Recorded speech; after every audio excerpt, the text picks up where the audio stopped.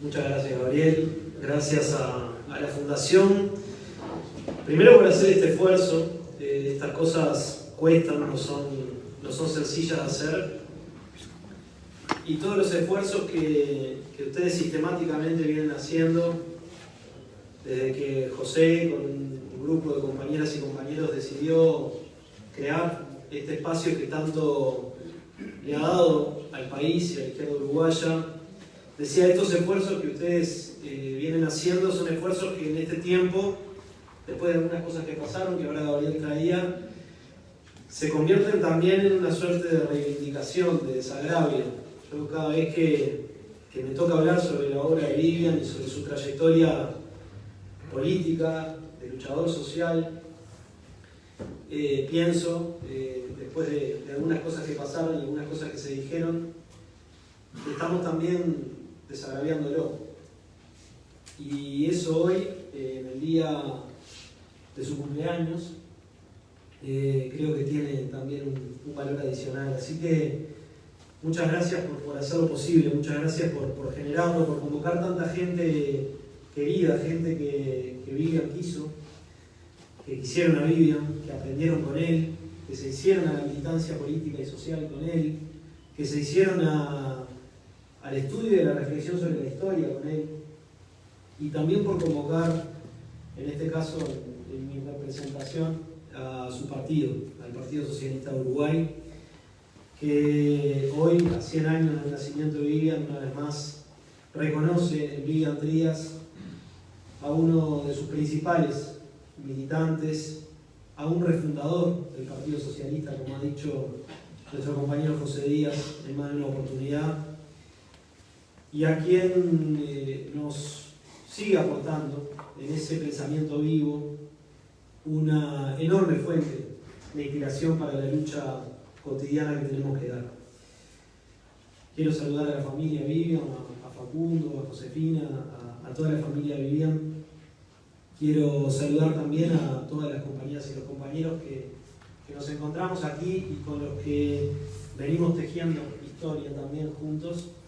Y la verdad que hablar después de Marisa y después de Roberto con sus intervenciones fue motivo de mi afiliación al Partido Socialista hace ya algunos años, y es un queridísimo compañero y amigo.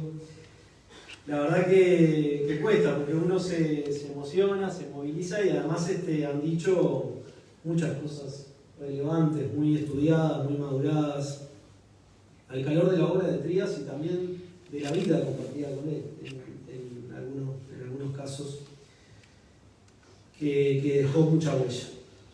Así que bueno, lo que yo voy a decir es sin duda bastante menos relevante, pero ustedes saben que además de ser circunstancialmente secretario general del Partido Socialista, soy un lector apasionado de Trías y me siento muy identificado con una tradición de pensamiento que Trías forjó en nuestro país junto con otras y otros. Y quería rescatar algunas cosas que se dijeron, obviamente en las intervenciones anteriores, pero que creo que es bueno reiterar y problematizar, que tienen que ver con rasgos de la personalidad de Trías y con rasgos de su obra. Una primera tiene que ver con su condición de humanista. Esta es una cuestión discutida en el campo del marxismo. La relación entre el humanismo y el marxismo no es una relación sencilla o transparente. Ha sido complicada de explicar, de leer, de discutir. Pero Trías se reivindicaba como un humanista. Su condición de profesor de filosofía lo llevaba también a ahondar en algunas de estas cosas. Y creo que la definición que traía Roberto, que es una definición esencialmente política del humanismo, es muy clara para poder ubicar a Trías como humanista, ¿no? Un hombre que pensó poniendo en el centro de la reflexión a la persona humana, al ser humano, a su dignidad y a su libertad. Y eso no es poca cosa. en un mundo organizado sobre la base de la explotación de unas personas sobre otras, en un mundo estructurado sobre la base de la desigualdad, de la opresión, de la discriminación, en un mundo ordenado y desordenado en torno al lucro, al egoísmo, al individualismo. En ese mundo, pensar la práctica política, la acción política, la reflexión histórica, la lectura sobre la vida y sobre la realidad, poniendo en el centro a la persona humana, no es poca cosa. Y este es un primer rasgo que yo creo que le permitió a Vivian Trías además dialogar con gente muy diversa, encontrarse con gente muy diversa en una reflexión que pusiera en el centro a la persona humana y a su dignidad. El segundo rasgo que me parece importante rescatar es el de un pensador radical. Y quiero reivindicarle esta palabra porque hablaban la compañera y el compañero Roberto del lenguaje, ¿no? Y de cómo la colonización del lenguaje es un instrumento de dominación, porque obviamente que el lenguaje estructura el pensamiento, el lenguaje hace a nuestra forma de ver el mundo. No se trata solamente de cómo nombramos una cosa u otra, sino de cómo organizamos nuestra mirada, nuestra visión de la realidad y nuestra participación en ella. Y la palabra radical es una palabra muy estigmatizada, muy mal usada y muy estigmatizada. Y Trías era sin duda un pensador radical, porque fue un pensador y un sujeto político que buscó ir a la raíz de los problemas, de las condiciones que generaban explotación, alienación, deshumanización de las personas en la sociedad. Y esa mirada radical es una mirada que hay que reivindicar, yo creo que hay que reivindicar. Ahora voy un poquito a eso. Un tercer rasgo que creo que va de la mano de los dos anteriores es el de Trías como un pensador incómodo. Trías fue un pensador incómodo y sigue siendo un pensador incómodo, y eso habla de su vigencia. Se incomodó primero porque para pensar incómodamente hay que estar dispuesto a incomodarse, a salir de los lugares comunes, a salir de los lugares seguros, y supo incomodar también en la interna de su propio partido, del Partido Socialista, ni que hablar, ¿no? Hablábamos de una refundación. Cuánto incomodó Trías y cuánto incomodó la generación que se forjó en la lucha política junto a Trías en aquel momento histórico y en aquel momento de la vida del Partido Socialista de Uruguay. Un pensador incómodo porque no tomaba categorías prefabricadas y las aplicaba de manera mecánica, no hacía eso. Un pensador incómodo porque no recitaba manuales. Un pensador incómodo porque pensó a contrapelo muchas veces de las visiones hegemónicas adentro de la propia izquierda, y esto también hay que decirlo. Un pensador incómodo porque cuando se postulaban otras contradicciones como contradicciones principales, él decía, acá la contradicción principal es entre los movimientos de liberación nacional, los pueblos subdesarrollados y oprimidos y el imperialismo. Y en esa lectura de la historia supo, como bien decía Marisa, también polemizar, discutir en esta enorme riqueza que da la polémica cuando uno se anima a incomodar. Y fue un pensador incómodo, sin duda, Vivian Trías. Y fue además un pensador situado. Este es otro asunto que me interesa rescatar. Trías no pensó en el vacío, nadie piensa en el vacío, pero además no postulaba la idea de pensar desde la nada. Pensaba desde una opción concreta que tiene que ver con esa mirada humanista y socialista que lo ubicó históricamente, y pensaba desde un momento histórico particular con el que se comprometió, y desde una lectura de la historia, porque la historia se transforma desde adentro de la historia, no se transforma desde otro lugar. Y esto Trías lo asumió. Yo creo entonces, compañeras, compañeros, que como me comentaron tantas veces Roberto, Marcos, con lo que hemos hablado de estas cosas, de sus tertulias con Miriam, de sus tiempos compartidos, Trías, a partir de estos rasgos de su personalidad y de su pensamiento, fue un gran educador, un gran pedagogo. Y eso no solo por su condición de docente, sino porque hacía pedagogía política, constantemente hacía pedagogía política, que es otra cosa que creo que tenemos que reivindicar. Y lo que me pregunto es qué nos dejan todos estos rasgos, y bueno, la originalidad de su pensamiento, producto de la intersección de todas estas cosas que mencionaba recién y de muchas otras, para este momento presente que nos toca vivir. Seguro no es la repetición de lo que dijo Trías. Y eso es lo primero que quiero decir a la hora de pensar la vigencia o la actualidad de su pensamiento. Si algo no le gustaría a Trías, estoy seguro, es que alguien postule o sostenga que lo que hay que hacer es repetir como una receta su pensamiento. Eso fue lo que él no hizo respecto de los grandes pensadores referentes teóricos y prácticos que tuvo como referencia. Así que repetición seguro que no. Categorías vigentes seguro que muchas. Pero sobre todo creo que la exigencia de volver a pensar de forma radical, de forma incómoda, incomodante, sin hacerle reverencias a ningún poder establecido, sin pensar que las cosas no pueden cambiarse, sin asumir el cínico realismo capitalista, ese que todos los días se nos martilla como pensamiento único de distintos centros de poder. Seguro que ninguna de esas cosas son las que Trías nos propondría en este momento histórico. No fue lo que hizo y no es lo que tenemos que hacer nosotros ahora, ni con su pensamiento, ni con la realidad en la que nos toca actuar.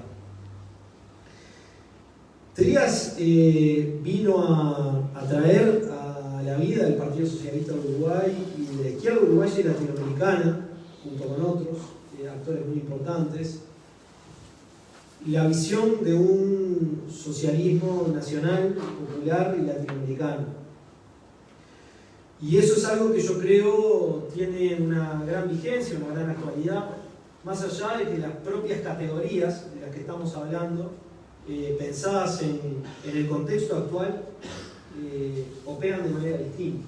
Y esto también hay que decirlo. Pero seguro que hay mucho para hacer a la hora de pensar un socialismo situado en nuestra realidad nacional y latinoamericana, y a la hora de pensar la confrontación abierta con factores de poder transnacional, factores de poder condensados también en lógicas imperialistas que operan en este mundo, que tenemos que enfrentar y adversar si queremos construir una sociedad nueva. No se puede construir una sociedad nueva solamente sobre la base de la enunciación de buenas intenciones. No se puede construir una sociedad nueva diciendo que queremos liberar al ser humano de la explotación y nada más. No se puede construir una sociedad nueva combatiendo frase con otra frase, como decía Marx cuando criticaba a los hegelianos de izquierda, que decían hacen fraseología, combaten frases con otras frases. Construir una sociedad nueva implica luchar en una realidad concreta, operando sobre factores de poder concretos, y eso tiene un altísimo costo. A veces ese costo se paga incluso también después de que uno se muere, ¿no? El caso de Trías es un caso bien típico.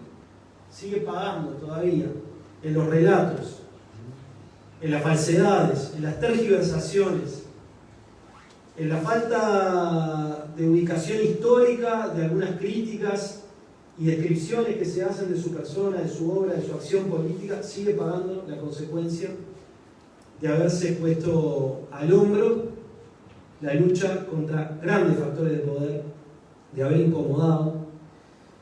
y de haber sostenido hasta el final su vocación de construir una sociedad de nuevo tipo, pero no en el vacío, no desde enunciaciones abstractas, sino desde compromisos concretos con su realidad y con su pueblo. Roberto traía ese ejemplo que lo había leído en su momento, en Trías, de aquel acto del 1 de mayo, de aquel acto socialista del 1 de mayo. Y creo que ese ejemplo no nos habla de una especie de reverencia a próceres o a figuras. No era algo que Trías practicara. Trías problematizó mucho esto del papel de los caudillos, de los distintos referentes en la historia. Lo problematizó mucho y lo ubicó mucho también históricamente como fuente de inspiración. Pero creo que sobre todo se trataba de un diálogo con la realidad, con la idiosincrasia, con las características de un pueblo y con no cortar ese hilo histórico del que hablaba Roberto.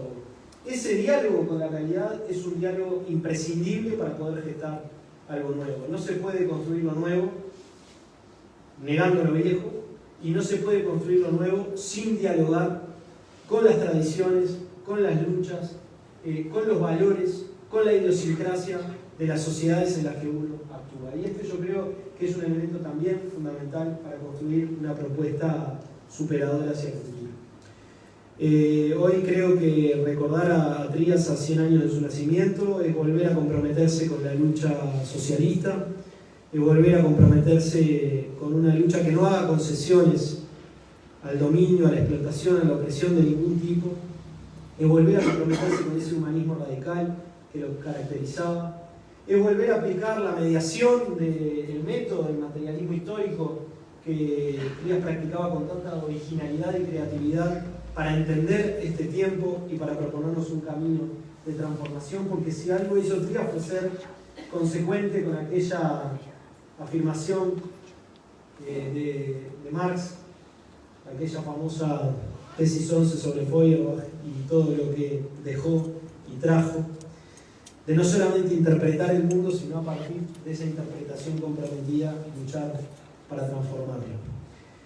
Roberto traía algunas cuestiones que tienen que ver con la política concreta en el Uruguay hoy, y yo no quiero eludir este tema muy brevemente. Quiero decir que después de 15 años de ejercicio de gobierno nacional por parte del Frente Amplio que Trías contribuyó también a fundar, con 30 años de gobierno departamental del Frente Amplio, más de 30 años de gobierno departamental del Frente Amplio en la Intendencia de Montevideo, con un ejercicio ya también de más de 15 años de gobierno en la Intendencia Departamental de Canelones, que tanto tiene que ver con haber hecho posible también este lugar en el que estamos acá. Marcos, gran impulsor. Creo que si hay una lección que nos queda de la lectura autocrítica que hicimos también de la derrota que nos tocó vivir y de la que nos tocó ser partícipes, es que la acción política, y en esto Trías estaba muy claro, no pasa solo ni principalmente por las políticas públicas. La acción política, para quienes creemos que la sociedad tiene que ser transformada de raíz, implica organización social y lucha social. Y cuando la práctica de la política del Estado se plantea como razón primera y última y pretende disciplinar la lucha social, lo que hace es anular una dinámica de contradicciones, de conflicto, que por algún lado se va a procesar, intentar anular una dinámica de contradicciones y de conflicto, que es la única que puede parir la transformación social en cualquier lugar del mundo. Porque a las sociedades no las transforman los gobiernos.